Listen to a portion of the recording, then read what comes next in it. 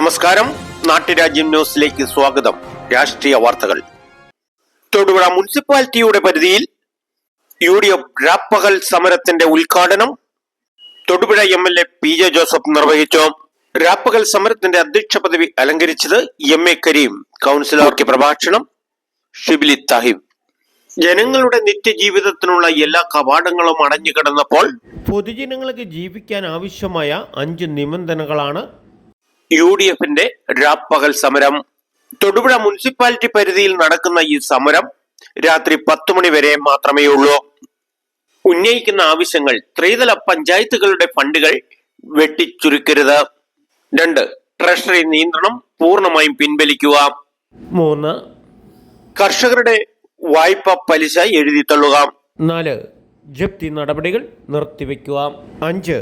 ആശാ വർക്കേഴ്സിന് 21,000 രൂപ ശമ്പളം പ്രഖ്യാപിക്കുക എന്നീ ആവശ്യങ്ങൾ ഉന്നയിച്ചുകൊണ്ട് UDF നടത്തുന്ന ഈ രാപ്പകൽ സമരം ജനങ്ങളുടെ ഇന്നത്തെ ജീവിത പശ്ചാത്തലത്തിൽ ഒഴിച്ചുകൂടാൻ പറ്റാത്തതാണ്. കേരളത്തിൽ BJPയും CPMും നേതൃത്വത്തിൽ ഭരിക്കുന്നത് എന്ന് നമ്മൾ മനസ്സിലാക്കണം.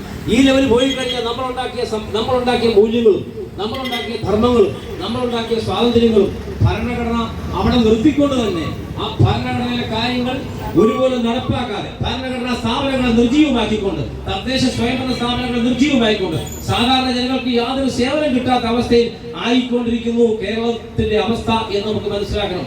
എല്ലാവിധ സഹായ സഹകരണങ്ങളും ഉണ്ടാകണമെന്ന് അഭ്യർത്ഥിച്ചുകൊണ്ടും UDF ജനങ്ങളുടെ ഈ വിഷയങ്ങളിൽ ഇടപെട്ടുകൊണ്ടുള്ള നടത്തുന്ന സമരത്തിന് എല്ലാവിധ പിന്തുണയും ഉണ്ടാകണമെന്ന് അഭ്യർത്ഥിച്ചുകൊണ്ട് ഞാൻ എന്റെ കടമയിലേക്ക് കടക്കുകയാണ്. ഈ യോഗമായ തുക സ്പില്ലോവർ കഴിഞ്ഞ് ബാലൻസ് തുകയാണ് സംസ്ഥാന സർക്കാർ ഇപ്പോൾ ത്രിതല പഞ്ചായത്തുകൾക്ക് നൽകുന്നത്. അതുകൊണ്ട് വികസന പ്രവർത്തനങ്ങൾ മുരടിച്ചിരിക്കുകയാണ്. പദ്ധതികൾ കൃത്യമായി ഓരോ തദ്ദേശ സ്ഥാപനങ്ങളും അതിൻ്റെതായ സമയങ്ങളിൽ തന്നെ സമയകൃത്യത പാലിച്ച് നടപ്പിലാക്കുന്നുണ്ട്. 24-25 സാമ്പത്തിക വർഷത്തെ പദ്ധതികൾ നടപ്പിലാക്കുമ്പോൾ തന്നെ ഏതാണ്ട് 1,100 കോടി രൂപയുടെ ബില്ലുകളാണ് ട്രഷറികളിൽ ഇപ്പോഴും കിടക്കുന്നത്. ഏതാണ്ട് പാവപ്പെട്ട കോൺട്രാക്ടർമാരെ സംബന്ധിച്ചിടത്തോളം കെട്ടുതാലി പോലും പണയം വെച്ച് 5 രൂപയും 10 രൂപയ്ക്കും വെട്ടിപ്പലിശയെടുത്ത് അവർ ഓരോ പദ്ധതികളും ഓരോ വാർഡ് കൗൺസിലർമാരും പറയുന്നതനുസരിച്ച്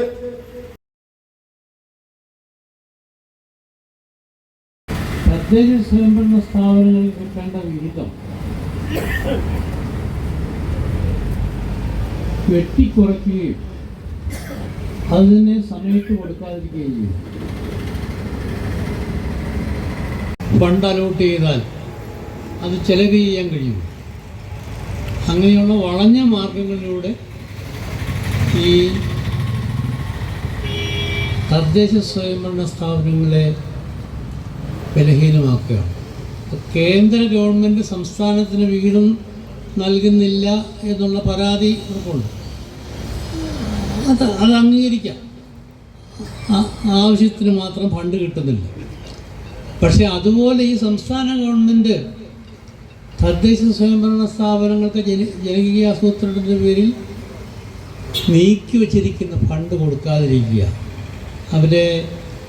അതുകൊണ്ട് ഈ പഞ്ചായത്തിലും മുനിസിപ്പാലിറ്റിയിലും കോർപ്പറേഷനും ഒക്കെയുള്ള ഈ ആസൂത്രണവും വികസനവും മുരടിച്ചിരിക്കുക. സമയമില്ല. ഈ സമരം സംസ്ഥാന വ്യാപക ഇവിടെ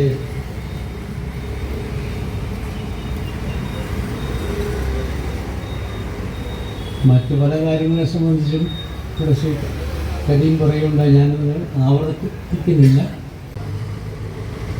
ഇവിടെ നടന്നിട്ട് അത്